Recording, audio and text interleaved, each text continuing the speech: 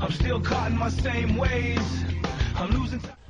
Coming from a dysfunctional family, we also came from a family of, like I said, from Italian background, island background, so lots of love in the family, but, you know, as little kids, you still knew that something wasn't right. But anyways, my uncle and my aunt had split up, and he went off and in his own world, basically on the verge of suicide.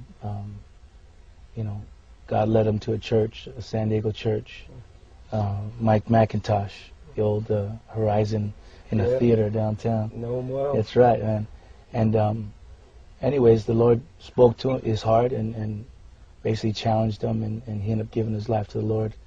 And anyways, my mother was diagnosed with cancer, and 8 months later she would go and be with the Lord. But through that whole time, I got a chance to really watch her live her faith and trust in God and believe in Him. And it was real, because I knew that, you know, she was sick, and that's what she loved, her family, but I knew that, you know, her love for God was enormous, you know. You know, that afternoon, my family basically forced me to leave the hospital and go get cleaned up and take a shower and drive back home, because I had been there all week, you know.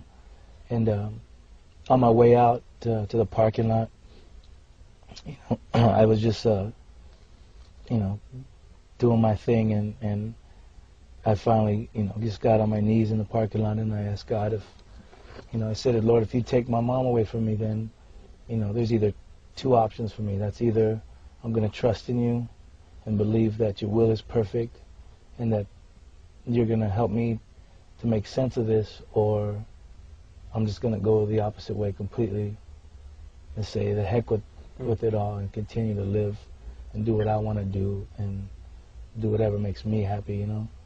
And but God softened my heart, and I really needed to know why, you know, someone like my mom, and, you know, I just wanted to know why. And anyways, I knew the sinner's prayer, you know.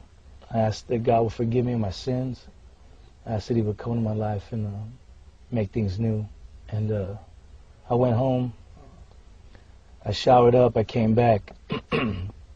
I went into the hospital room, and then, you know, I knelt next to my mom, and, you know, I whispered in her ears. I told her to go and be with Jesus, because, you know, I was cool. I was going to be good, you know.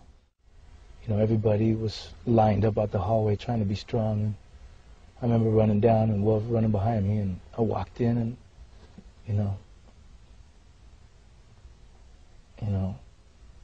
I just knelt down next to her,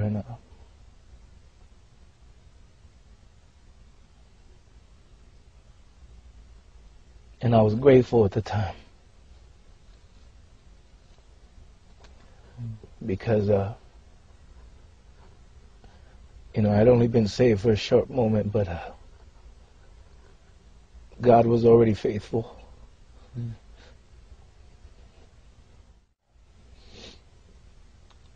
Anyways,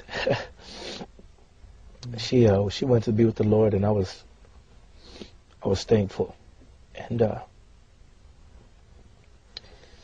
at that point, you know, I remember going to the funeral and stuff, and I had, you know, went up to my Uncle Noah, who kind of started the whole Jesus chain reaction in the family, and you know, it was during the Mass and stuff, and I leaned over to him and I told him, "Do you know that I gave my life to the Lord?" I'm like, "Hey."